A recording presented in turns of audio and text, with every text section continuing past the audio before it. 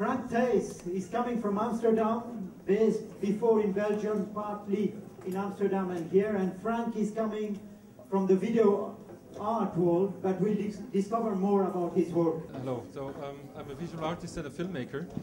I will talk a little bit about the documentary that I'm starting to work now. It's very close to the mic, please. Very close. Yeah.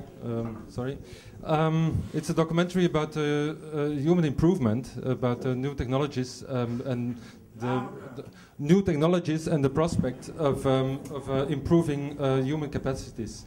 It's a documentary that I'm going to start filming on Monday, so I have no images of it for the moment. But I wanted to talk about it because it's in my mind, and another thing is that I made already a documentary about it called Technocalypse. But there I was more focused about the ideology of transhumanism, which is transhumanists are people who are really trying to push forward this developments in technology to enhance their own brain capacity, to extend their lifespan, eventually to become immortal, and or create transhuman forms of life. Now, it all sounds, for some people, perhaps science fiction, but more and more within the scientific and the political world also, it's more and more taken serious. Actually, from the turn of the new millennium, there has been a congress in 2001, the first major congress about this issue in the United States, called Converging Technologies and enhancement of human performance. Converging technologies, so that's nanotechnology, genetics, brain research, and computer sciences, and the tendency to converge in applications like brain implants. So I'm going to philosophize a bit about it.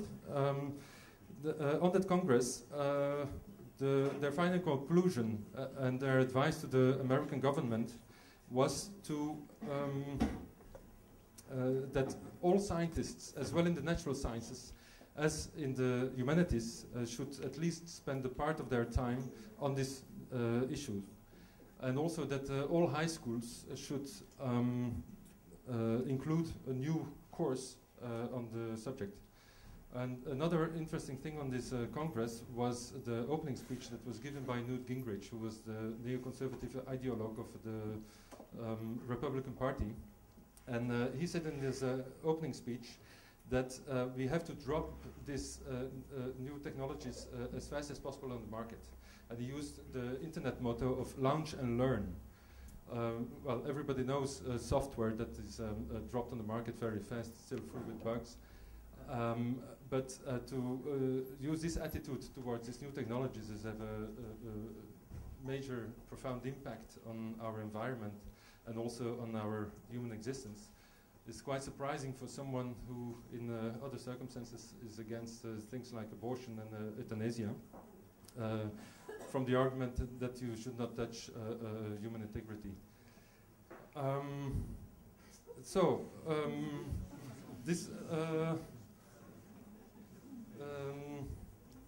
It's clear that in America there's this attitude to focus on this. They bet on this as a new horse in the economy because they think it will overshadow the computer industry within the next decade.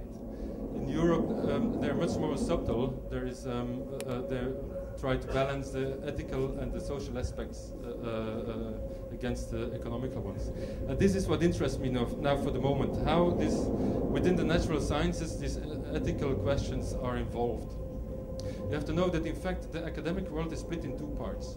There is the humanities on the one hand, and the natural sciences on the other. And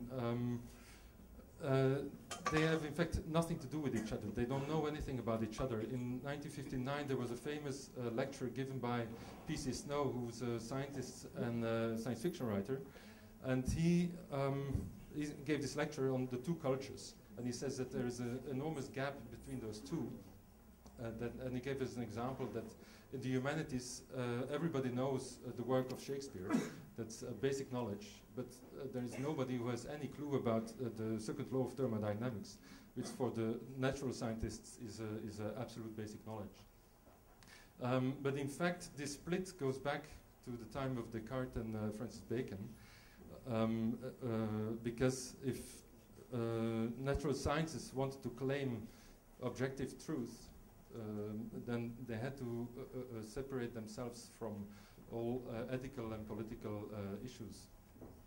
But my viewpoint now and what I'm working on, what I'm researching, is I think that the split is now blurring with these new technological developments, certainly with this prospect of human enhancement. In every university that takes itself serious for the moment, or that took this advice of this Congress serious, there is at least one academic or an institute dealing with these issues for the moment. And it is this kind of connection, or the dynamics of this confrontation between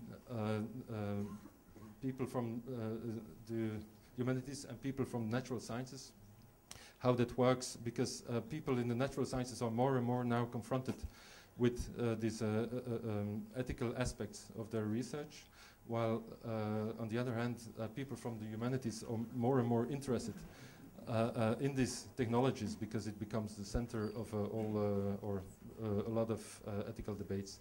So that's what I'm working on now. I'm going to start observing how that functions within the academic world. I was short.